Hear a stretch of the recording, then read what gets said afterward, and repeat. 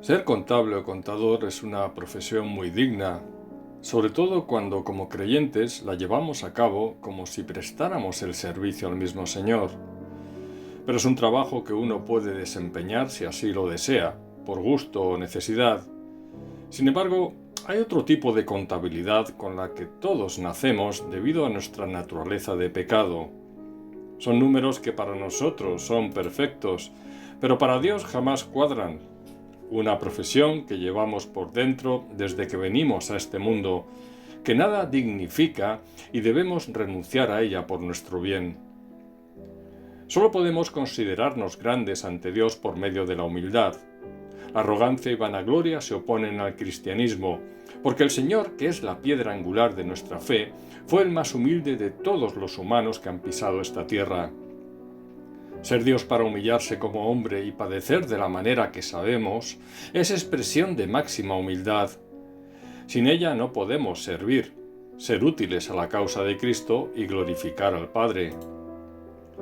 Podemos estar contentos si reconociendo nuestra insignificancia nos alegramos por ser usados por Dios. Esto no es sentirse orgullosos por ser humildes, sino agradecidos sabiendo lo que somos y hemos recibido a pesar de ello.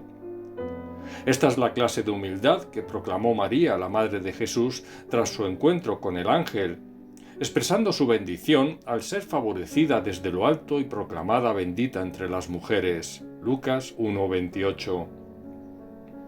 Pero hallar gracia ante los ojos de Dios como María también implica obedecer como ella hizo, y agradecer como también llevó a cabo mediante el hermoso cántico de alabanza de Lucas 1, versículos 46 y siguientes.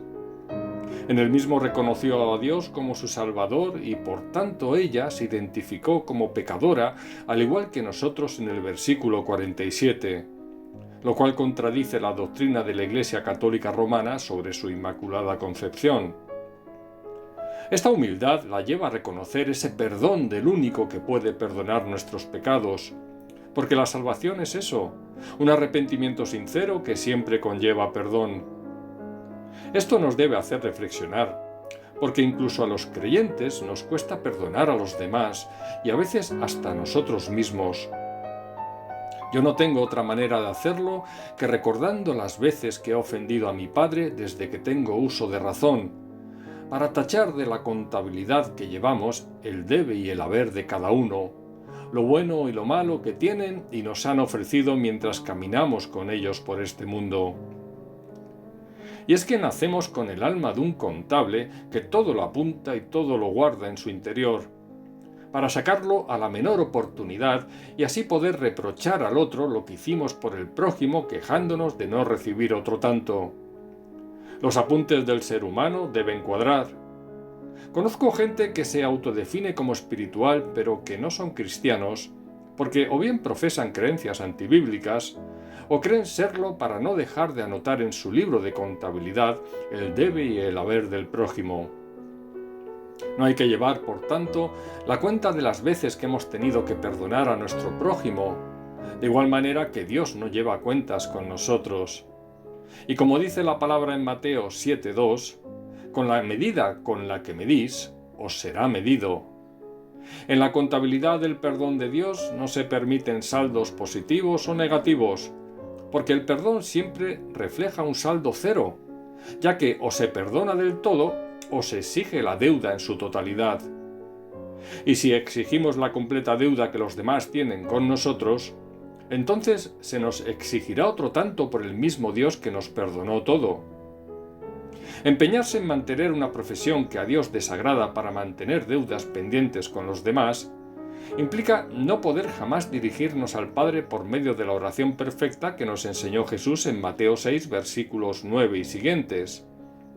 La falta de arrepentimiento nos aferra a los apuntes de nuestra contabilidad para seguir manteniendo el saldo positivo que nos hace sentir bien frente al prójimo, superiores al resto. Pero sin arrepentimiento no puede haber remisión, porque se requiere para que la sangre de Cristo nos cubra y libre del pecado y otorgue el perdón. Hebreos 9:22. Jesús lo ilustró perfectamente en la parábola de los dos deudores en Mateo 18, versículos 23 y siguientes. Solo podemos actuar con misericordia si conocemos la de Dios en nosotros, y si insistimos en actuar con justicia sobre los demás, entonces recibiremos otro tanto de Dios, lo cual nos lleva directamente a la perdición eterna, porque en justicia es lo único que merecemos, no la gracia. Para poder perdonar de corazón se requiere un nuevo corazón capaz de hacerlo, y eso solo te lo otorga Dios en virtud del nuevo nacimiento. Por lo tanto, el perdón que practicamos lo que demuestra es que reconocemos el perdón de una deuda impagable que tuvimos con Dios y de la cual nos liberó, y por ello nos reconocemos como miembros de su familia. De lo contrario, no podemos afirmarlo. Aquel que busca honrar a Dios decide desprenderse de su propio libro de contabilidad para negarse a sí mismo y servir a los demás. Porque como se nos dice en Juan 12:26, si alguno me sirve, sígame, y donde yo estuviere, allí también estará mi servidor. Si alguno me sirviere, mi Padre le honrará. Y esto nos devuelve al inicio de esta reflexión, porque solo en humildad y sometimiento en obediencia podemos servir a Dios, como hizo María, la Madre de Jesús. Solo así somos dignos como hijos ante el Padre que nos adoptó, ya que seremos enaltecidos por medio de nuestra humillación. Mateo 23:12. Esto es lo contrario al pensamiento de un mundo que considera que humillarse es algo denigrante, que rebaja la dignidad de la persona, y por eso cuesta tanto pedir perdón o reconocer nuestra culpa. De ahí que el orgullo y la soberbia siempre haya sido la principal barrera que separa a Dios de los hombres. En resumen, si queremos hacer números que cuadren, restemos al ego lo que solo sirve para hacernos pecar y desprendámonos de todo aquello que nos perjudique, como puede ser nuestra mano, pie u ojo, lo inútil que solo nos conduce al infierno según Marcos 9, versículos 43 al 48. Restemos lo negativo para hacer morir lo que atrae a la carne y sumemos lo positivo para entrar a la vida eterna, aunque sea mancos, cojos o tuertos. Estas mutilaciones serán las señales que nos identifiquen como creyentes verdaderos y propiedad de nuestro Señor, al igual que las heridas de Jesús en la cruz por las que fuimos sanados, quedaron en su cuerpo glorificado como señal de nuestra salvación aceptada por el Padre. Son las marcas del Señor Jesús que honraban al apóstol Pablo tras una vida dedicada al servicio de Cristo. Gálatas 6:17. Porque, en efecto, todos los cristianos somos esclavos de Cristo, al igual que Pablo y otros fueron en su momento siervos de Dios y Jesucristo.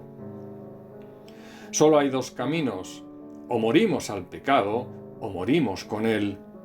El mundo lleva la contabilidad del segundo y Dios es el auditor del primero. Al final, todos los seres humanos somos inspeccionados por un juez, el único que puede certificar que nuestros libros de contabilidad o contaduría están en regla por medio de la multiplicación de los talentos que nos han sido otorgados. Pero sobre todo, cuidemos que nuestros nombres consten reflejados en otro libro, el más importante, el libro de la vida descrito en Filipenses 4:3 y en Apocalipsis 3:5, 13:8, 17:8, 20:12, 20:15, 21:27 y 22:19. Esta será la diferencia entre la vida y la muerte, la salvación y condenación eternas.